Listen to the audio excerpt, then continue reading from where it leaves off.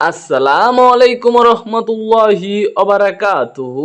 সম্মানিত প্রবাসী ভাই ও বোনেরা, আপনার সকলে কেমন আছেন?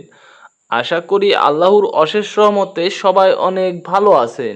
আজকে আমরা কিছু গুরুত্বপূর্ণ আরবি ভাষা শিখাবো, যেগুলো আপনার দৈনন্দিন জীবনে খুবই কাজে আসবে। তাই বন্ধুরা, আজকের ভিডিওটি খুবই গুরুত্বপূর্ণ, তাই সম্পূর্ণ ভিডিওটি না টেনে মনোযোগ সহকারে দেখুন। এখানে আজকের ভিডিওর প্রথম আরবি শব্দটি দেওয়া আছে এস আবগা ইনতা, অর্থ কি লাগবে তোমার। আপনি যদি কাউকে জিজ্ঞাসা করতে চান যে কি লাগবে তোমার, তখন আরবি ভাষায় বলবেন এস আবগা ইনতা। এখানে এস শব্দের অর্থ কি, আবগা শব্দের অর্থ লাগবে, ইনতা শব্দের অর্থ তোমার, সব মিলিয়ে হচ্ছে এস আবগা ইনতা। এর অর্থ কি লাগবে তোমার। এখানে পরবর্তী আরবি শব্দটি দেওয়া আছে আনা আবগা অহেদ সুগোল। এর অর্থ আমার একটা কাজ লাগবে। আপনি যদি বলতে চান যে আমার একটা কাজ লাগবে, তখন আরবি ভাষায় বলবেন আনা আবগা অহেদ সুগোল। এখানে আনা শব্দের অর্থ আমার, আবগা শব্দের অর্থ লাগবে, অহেদ শব্দের অর্থ এক, সুগোল শব্দের অর্থ কাজ, সব মিলিয়ে হচ্ছে বন্ধুরা আনা আবগা অহেদ সুগোল। এর অর্থ আমার একটা কাজ লাগবে। এখানে পরবর্তী আরবি শব্দটি দেওয়া আছে কেতির ইয়ম মাফি সুগোল। এর অর্থ অনেক দিন কাজ নেই। আপনি যদি কখনো বলতে চান যে অনেক দিন কাজ নেই, তখন আরবি ভাষায় বলবেন কেতির ইয়ম মাফি সুগোল। এখানে কেতির শব্দের অর্থ অনেক, ইয়ম শব্দের অর্থ দিন, সুগোল শব্দের অর্থ কাজ, মাফি শব্দের অর্থ নেই। সব মিলিয়ে হচ্ছে বন্ধুরা কেতির ইয়ম মাফি সুগোল। এর অর্থ অনেক দিন কাজ নেই। এখানে পরবর্তী আরবি শব্দটি দেওয়া আছে আনা এহতাজ সুগোল। এর অর্থ আমার কাজ প্রয়োজন। আপনি যদি আরবি ভাষায় বলতে চান যে আমার কাজ প্রয়োজন, তখন আরবিতে বলবেন আনা এহতাজ সুগোল।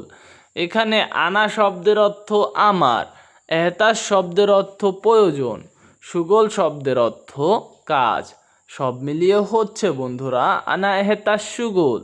এর অর্থ আমার কাজ প্রয়োজন। এখানে পরবর্তী আরবি শব্দটি দেওয়া আছে কুল্লু নফর তাল হেনা। এর অর্থ সব লোক এখানে আসো। আপনি যদি আরবিতে বলতে চান যে সব লোক এখানে আসো, তখন আরবি ভাষায় বলবেন কুল্লু নফর তাল হেনা। এখানে কুল্লু শব্দের অর্থ সব, নফর শব্দের অর্থ লোক, তাল শব্দের অর্থ আসা, হেনা শব্দের অর্থ এখানে, সব মিলিয়ে হচ্ছে বন্ধুরা কুল্লু নফর তাল হেনা। এর অর্থ সব লোক এখানে আসো। এখানে পরবর্তী আরবি বাক্যটি দেওয়া আছে ফি শুয়াইয়া সুগোল।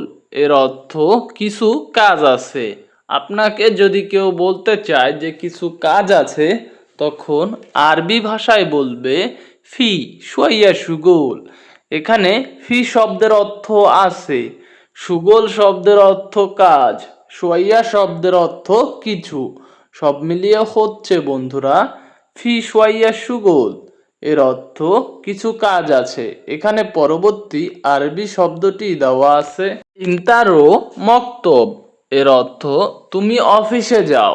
আপনি যদি কাউকে আরবি ভাষায় বলতে চান যে তুমি অফিসে যাও, তখন আরবি ভাষায় বলবেন ইন্তারো মক্তব।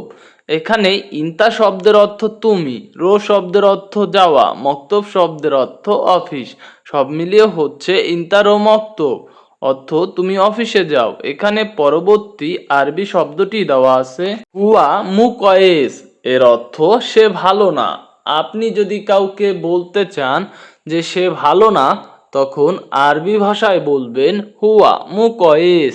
এখানে হুয়া শব্দের অর্থ সে, কয়েস শব্দের অর্থ ভালো, মু শব্দের অর্থ না, সব মিলিয়ে হচ্ছে বন্ধুরা হুয়া মুকয়েস। এর অর্থ সে ভালো না। এখানে পরবর্তী আরবি শব্দটি দেওয়া আছে ইনতা নফর কয়েস। এর অর্থ তুমি ভালো মানুষ।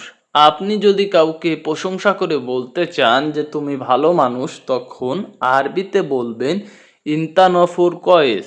এখানে ইনতা শব্দের অর্থ তুমি, নফর শব্দের অর্থ মানুষ, কয়েস শব্দের অর্থ ভালো। সব মিলিয়ে হচ্ছে বন্ধুরা ইনতা নফর কয়েস। এর অর্থ তুমি ভালো মানুষ। এখানে পরবর্তী আরবি শব্দটি দেওয়া আছে জিয়াদা কালাম মাফি ফয়দা। জিয়াদা কালাম মাফি ফয়দা শব্দের অর্থ বেশি কথা বলে লাভ নেই। আপনি যদি আরবিতে কাউকে বলতে চান যে বেশি কথা বলে লাভ নেই, তখন আরবিতে বলবেন জিয়াদা কালাম মাফি ফয়দা। এখানে জিয়াদা শব্দের অর্থ বেশি, কালাম শব্দের অর্থ কথা, মাফি ফয়দা শব্দের অর্থ লাভ নেই।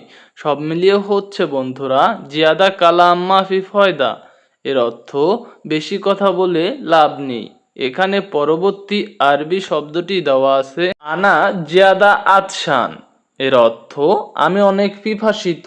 আপনি যদি বলতে চান আমি অনেক পিপাসিত, তখন আরবি ভাষায় বলবেন আনা জিয়াদা আতশান।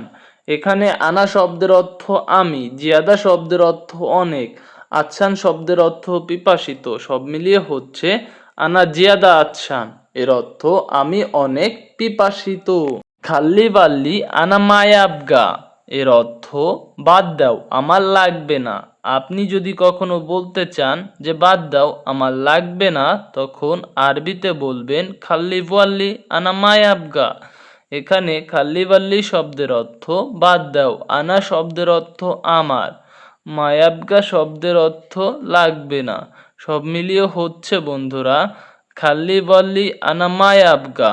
এর অর্থ বাদ দাও আমার লাগবে না। এখানে পরবর্তী আরবি শব্দটি দেওয়া আছে আনা গুরফা মাফি আক্কেল। এর অর্থ আমার রুমে খাবার নেই।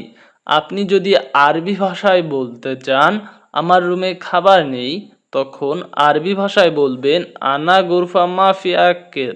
এখানে আনা শব্দের অর্থ আমার, গুরফা শব্দের অর্থ রুমে, মাফি আক্কেল শব্দের অর্থ খাবার নেই। সব মিলিয়ে হচ্ছে বন্ধুরা আনা গুরফা মাফি আক্কেল। এর অর্থ আমার রুমে খাবার নেই। এখানে পরবর্তী আরবি শব্দটি দেওয়া আছে সুগল মাফি ফুলুস মাফি। এর অর্থ কাজ নেই টাকা নেই। আপনি যদি বলতে চান যে কাজ নেই টাকা নেই, তখন আরবি ভাষায় বলবেন সুগল মাফি ফুলুস মাফি। এখানে সুগল শব্দের অর্থ কাজ, মাফি শব্দের অর্থ নেই, ফুলুস শব্দের অর্থ টাকা। সব মিলিয়ে হচ্ছে বন্ধুরা সুগল মাফি ফুলুস মাফি। এর অর্থ কাজ নেই টাকা নেই। সম্মানিত প্রবাসী ভাই ও বোনেরা, আপনারা যারা সৌদি আরবে নতুন যাবেন অথবা বাংলাদেশ থেকে গেছেন, বিশেষ করে আপনাদের উদ্দেশ্যেই আমাদের সকল ভিডিওগুলো। আপনারা যদি নিয়মিত আমাদের ভিডিওগুলো দেখেন এবং ভিডিওর সাথে চর্চা করেন, ইনশাআল্লাহ খুব তাড়াতাড়ি আরবি ভাষাগুলো শিখতে পারবেন। তাই বন্ধুরা, আপনারা যারা আমাদের চ্যানেলটির সাথে নতুন তারা সাবস্ক্রাইব করুন।